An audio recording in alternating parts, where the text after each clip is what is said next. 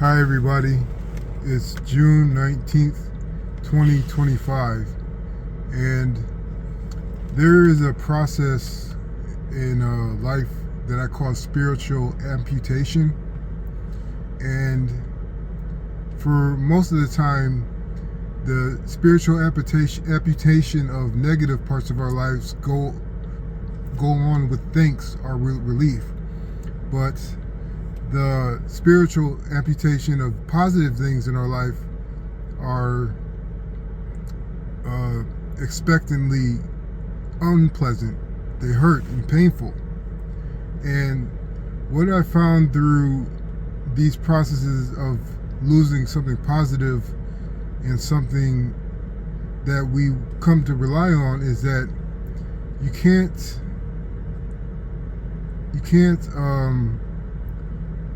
make it stop. You can't stop the spiritual amputation if that's what's happening in your life.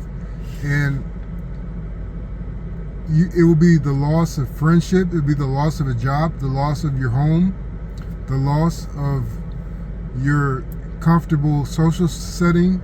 It could be a loss of anything, a loss of something, anything that you rely upon or that you come to cherish or you come to take for granted. And when this starts happening in your life, you will know that this process comes, and it comes over and over again throughout your life. And it's not that you get used to it; it's that you expect, like, after a certain amount of time, you're going to go through this process again, and it might hurt less this time, and it might hurt more. But what I found is that when you lose something that is positive, if you do not shrink into a smaller size, you will come into a sort of power of wisdom, where you're like, I can withstand this. It hurts like heck, but I can withstand this because I've been through this before. And I know that the Father is doing this for a reason, for my good. And I just have to keep on looking and realize it. And so, most of the time when you lose something positive, what it's replaced with is quite concretely and quite obviously a strength to withstand pain, a strength to accept pain and understand it. And with this wisdom, it streamlines your path through life.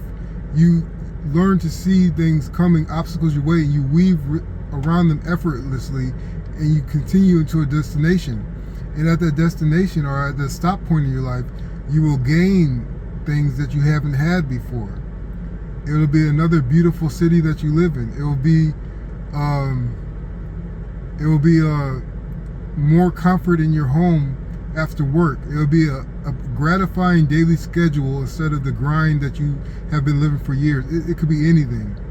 And so after spiritual amputation, yes, you will be replaced. Your limbs, your spiritual limbs, your spiritual corridors will be replaced by other good things, which may be better.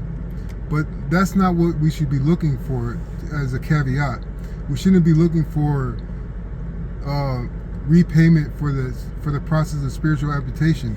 We should be looking at the situation as it is and trying to gain an understanding of that you are not unfortunate because this is happening to you.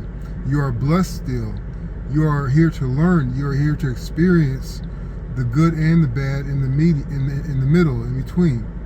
You're here for a higher purpose, and you may not ever notice what the higher purpose is, but for somebody else, they could be looking upon your life and see the greatness that you do for others in your life, or the inspiration you get for others. It could be, your life could be special for any amounts of reasons, but you may never know that.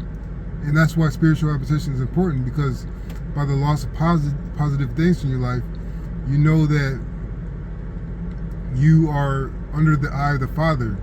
You're losing things because you have so much to offer your life. You're losing things because you must be taught to be greater, to become as great as you are to become, as you are meant to become. So I'm not saying that everything that bad happens is for a good reason as a flat statement, even though that's true. But we must go through pain of loss, a pain of replacement, the